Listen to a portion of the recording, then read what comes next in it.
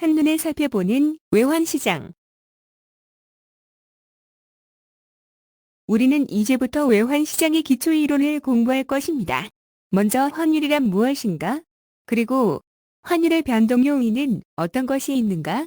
또 이런 외국 화폐가 거래되는 외환시장의 종류는 어떻게 되는가?를 살펴볼 것입니다. 마지막으로 법규와 제도, 그리고 외환시장에서의 환위험 관리 등이 있지만 이 내용은 너무 복잡하고 많은 내용을 담고 있기에 짧은 시간 설명드리기가 어려우므로 여기서는 생략하도록 하겠습니다. 환율이란 무엇인가? 환율은 자국의 화폐로 다른 나라의 화폐를 구입하는 교환 비율입니다. 이름 그대로 서로 바꾸는 비율입니다. 간단한 환율의 기본 개념을 이해하고 출발하겠습니다. 환율이 올라간다는 것은 1200원에서 1300원 가는 것입니다. 반대로 환율이 내려간다라면 1200원에서 1100원으로 가는 것입니다. 말 그대로 단순히 숫자가 올라가면 올라가는구나, 내려가면 내려가는구나를 이야기하는 것입니다. 원화 가치가 상승했다는 것은 1200원에서 1100원 가는 것입니다. 마찬가지로 원화의 가치가 하락했다는 것은 1200원에서 1300원으로 올라가는 것입니다. 볼펜 하나를 구매하는데 그 비용이 1200원에서 1100원으로 가면 가격은 내려간 것입니다. 하지만 이건 자국 내에서의 소비자 가격이고 외국 볼펜을 하나 구입하는데 한 달 전에는 1200원에 수입해서 구입했는데 지금은 1100원에 수입해서 구입할 수 있다는 것은 수입업자의 입장에서는 볼펜을 하는 가치는 변함이 없지만 원화의 환율이 내려와 더 작은 금액으로 외국의 볼펜을 구입할 수 있으니까 그만큼 적은 금액의 원화로 구입한 것이 되고 있는 원화의 가치가 올라간 것이 됩니다. 그래서 원화 가치가 상승했다라고 표현하는 것입니다. 반대로 볼펜 하나 사는데 1200원에서 1300원이 되었다면 교환 비율인 환율이, 즉 우리나라 돈의 가치가 떨어져 더 많이 줘야 한다는 뜻입니다. 그래서 원화의 가치가 하락했다라고 말하는 것입니다. 가끔 혼동하는 부분이기도 하니 잘 기억하시길 바랍니다. 그럼 이제부터 구체적인 환율 변동 요인을 살펴보겠습니다. 환율의 변동 요인은 해당국 즉 자국의 대내적 요인과 교역 상대 국가의 상관관계에 따라 변동하는 대외적 요인으로 나눌 수 있습니다. 먼저 통화량입니다. 자국 내 통화량이 증가하면 그만큼 외국 화폐의 가치 대비 원화의 가치는 떨어지므로 환율은 올라갑니다. 간단한 개념으로 달러는 1달러로 그대로 있는데 시중에 유통되는 원화의 통화량이 증가해 원화의 환율이 1200원에서 1300원으로 증가한다면 1달러를 사는데 그만큼 더 많은 원화를 지불해야 하는 것입니다. 물가가 올라가 빵 한 개를 사는데 예전에는 1200원이 필요했는데 이젠 1300원이 있어야 한다면 물가 즉 물건의 가격은 올라가는 것입니다. 빵이 비싸졌다. 같은 개념으로 1달러를 사야 하는데 예전엔 1200원만 있으면 되었는데 지금은 1300원이 있어야 한다면 원화의 가치는 떨어진 것이고 환율은 올라간 것이 됩니다. 한국 돈이 많아지면 환율은 올라가고 한국 돈이 작아지면 환율은 내려간다. 라고 단순하게 생각하시면 이해가 쉬울 것입니다. 다음은 금리입니다. 금리가 올라간다는 것은 시중은행의 이자가 올라간다는 개념이고 이자가 올라가는 것은 단순하게 생각해서 시중에 유통되는 자금을 투자해서 수익을 내는 것보다 은행에 예금을 했을 때 받는 이자가 이전보다 더 증가한다는 의미가 되어 시중의 자금은 은행으로 예금되는 양이 증가하게 되고 그만큼 시중 통화량이 줄어든다는 것입니다. 그래서 금리가 올라간다는 것은 통화량이 감소되어 환율은 떨어진다는 것이고 시중 유동 자금이 줄어드니 원화의 가치는 상승한다고 생각할 수 있습니다.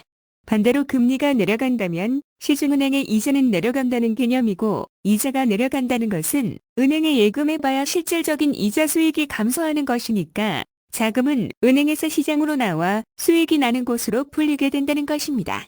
이는 시중 유동자금의 증가, 즉 통화량 증가의 개념으로 이어지는 것이라 환율은 올라갑니다. 원화 가치는 하락하는 것이 되는 것입니다. 이번엔 물가입니다. 물가, 즉 물건의 가격이 올라간다는 것은 하나의 재화를 구매할 때 원화가 더 많이 들어간다는 것입니다. 이는 시중에 그만큼의 유통되는 통화량이 많다는 개념이 되며 통화량이 많다는 것은 자국 통화의 환율은 올라간다는 개념으로 해석할 수 있습니다. 물론 반대로 물가가 내려간다는 것은 유통되는 통화량이 줄어든다. 즉, 환율이 내려간다고 생각할 수 있습니다.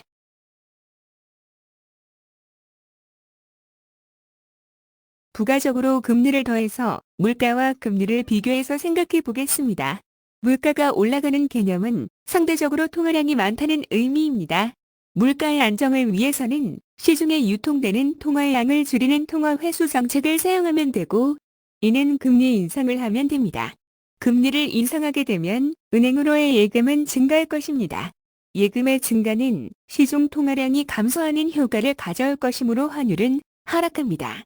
반대로 금리를 내리면 은행 예금은 줄어들고 자금은 은행에서 나와 또 다른 투자를 발생시키게 될 것이고, 이는 시중의 유동성을 증가시켜 환율은 올라가게 되는 것입니다. 다음으로 국제수지, 그 속의 경상수지 혹은 자본수지 등 국가 간의 교역에 관한 것입니다. 일정 기간 동안 한 나라가 다른 나라와 행한 모든 경제적 거래를 체계적으로 분류한 것입니다. 무역, 즉 외국과의 장사나 교역에서 수익이 많이 나는 것을 흑자, 반대로 손해가 나는 것이 적자라고 합니다. 흑자가 났다는 것은 해당 국가와의 거래에서 돈을 많이 벌었다는 것이고 그 수익이 국내로 들어온다는 것입니다. 그 수익이 국내로 들어온다면 그 나라의 통화가 국내에 많아지는 것이고 그 나라의 화폐를 국내로 들여와 시장에서 팔아서 원화로 바꿔야 하므로 시장에서 파는 물량이 많아지니까 그 나라 화폐의 환율은 하락하는 것입니다. 반대로 무역을 해서 적자가 많이 났다는 것은 수출보다 수입이 많았다는 것입니다. 그만큼 해외 물품을 많이 구매했다는 것이 됩니다. 이는 외국의 물건을 사기 위해 결제자금인 달러를 많이 사서 해외로 보냈다. 는 의미이고, 이것은 그만큼 달러를 사려고 하는 수요가 많아지므로 환율은 올라간다는 것이 됩니다. 우리나라는 그 나라에게 물건 값을 결제해야 하니까 그 나라 통화를 지불하기 위해 그 나라 통화를 구입해야 하니 해당국 화폐의 환율은 올라가는 것입니다. 그래서 국제수지 흑자는 환율 하락을 가져오고 적자는 환율 상승을 가져오게 됩니다. 정치, 사회적으로 혹은 지정학적으로 불안정하다는 것, 즉 우리나라처럼 남북 긴장감이 상존하는 상황에서는 북측의 도발이나 국지적 불안감이 있을 때는 외국에서 국내로 투자하는 것을 꺼려하거나 국내 물건의 납품 불안감 등으로 인해 무역이 감소로 이어질 수 있습니다. 이것은 그만큼 외화의 국내 유입을 줄이는 요인이 되어 해당 국가의 통화량이 줄어드는 효과를 주는 것이기에 환율은 상승합니다. 또한 투자자 입장에서도 안정적인 나라에 투자를 하는 것이 장기적으로 더 고수익을 얻을 수 있으니 결국 그 나라에 유입되는 외화의 양은 줄어들게 되는 것입니다. 이런 불안감이 발생하면 역으로 외화를 자국으로 가져가려는 움직임이 발생해 환율은 상승합니다. 반대로 정치, 사회적, 지정학적 불안감이 없다면 해외에서 국내로 투자가 활발해질 것이고 안정적인 수출입이 보장될 수 있는 것이기에 외화의 유입이 증가하게 되어 환율은 하락합니다. 국가 신용도의 변동은 이러한 요인을 반영한 것이니 국가 신용도가 올라가고 내려가는 것은 환율 변동의 큰 요인이 되는 것입니다. 여기까지 환율의 변동에 영향을 미치는 국내적인 요인들을 살펴보았습니다. 물론 이보다 더 많은 내용이 있겠지만 간단히 언급하다 보니 다소 미흡한 부분도 있습니다. 너그러운 이해를 부탁드리겠습니다. 한 번으로 정리하려 했으나 생각보다 내용이 길어지네요. 대외적 요인과 시장의 종류 등은 다음 편에서 이어가겠습니다. 6.2 외환시장 분석에 많은 관심을 가져주시고 많은 응원 부탁드립니다. 구독, 좋아요, 또 꼭 눌러주세요. 감사합니다.